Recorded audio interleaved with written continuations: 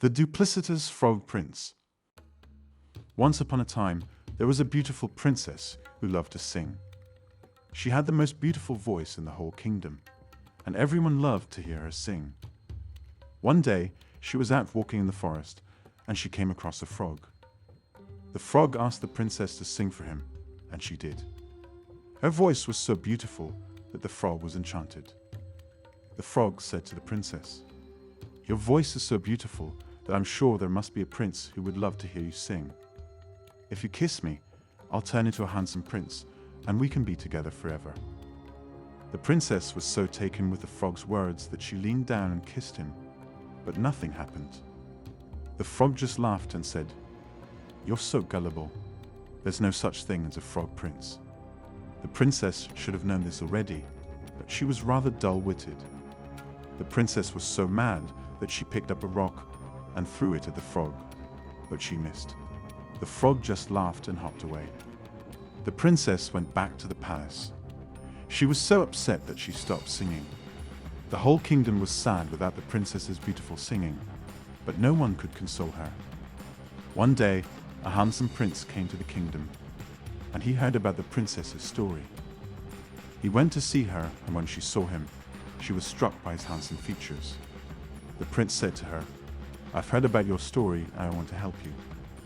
If you kiss me, I'll turn into a frog, and I'll show everyone that you're not dull-witted, and there is such a thing as a frog prince." The princess was so taken with the prince's words that she leaned down and kissed him in front of everybody, but nothing happened. The prince laughed along with all the members of the royal court, making the princess feel foolish and small. She pulled a rock out of her dress and threw it at the prince, but she missed. In addition to being rather dull-witted, the princess had very bad aim. After being humiliated twice, once in private by the frog and once in public by the princess locked herself in her room and refused to come out for any reason. The castle staff would slide food under her door, and she would reluctantly eat just enough to keep herself alive. The prince, feeling bad for the princess, snuck into her room one night through the window. He sat next to her on the bed and apologized for embarrassing her. He sounded sincere, so the princess forgave him. Despite being dull-witted and having bad aim, she was a kind-hearted young woman. They talked for hours, telling each other about their lives. The prince made her laugh. Although that wasn't hard, her being dull-witted and all, she appreciated it so much that she sang him a song.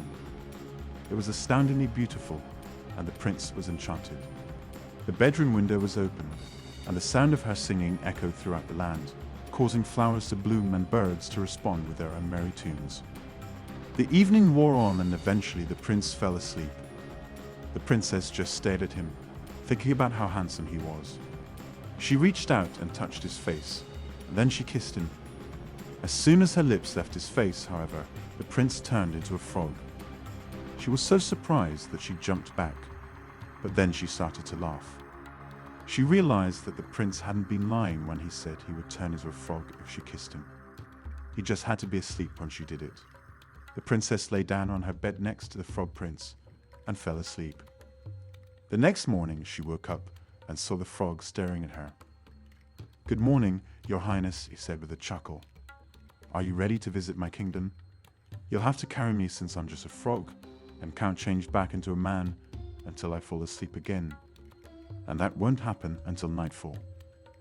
The princess agreed and hid the frog in her bosom so as not to arouse suspicion from the staff. This made the frog prince very happy indeed. She told the staff that she was going out for a walk to sing and bring joy to the kingdom. Once they were outside the castle, she asked the prince which way she should go. He peeked his head up out of her bosom and told her the direction to go. Eventually, they arrived back at the spot where she encountered the frog that had fooled her. The princess's mouth dropped open in shock and anger.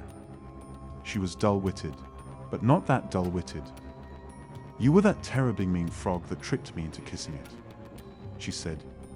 "Yes, that was me," the frog prince admitted. "But I wasn't lying then either. If you had kissed me while I was asleep, I would have turned into the handsome prince you've come to know and love." "I don't love you," she barked. "You tricked me twice and humiliated and embarrassed me in front of everybody. I don't love you at all. In fact, I hate you." She pulled the frog out from her bosom and hurled it against a nearby boulder.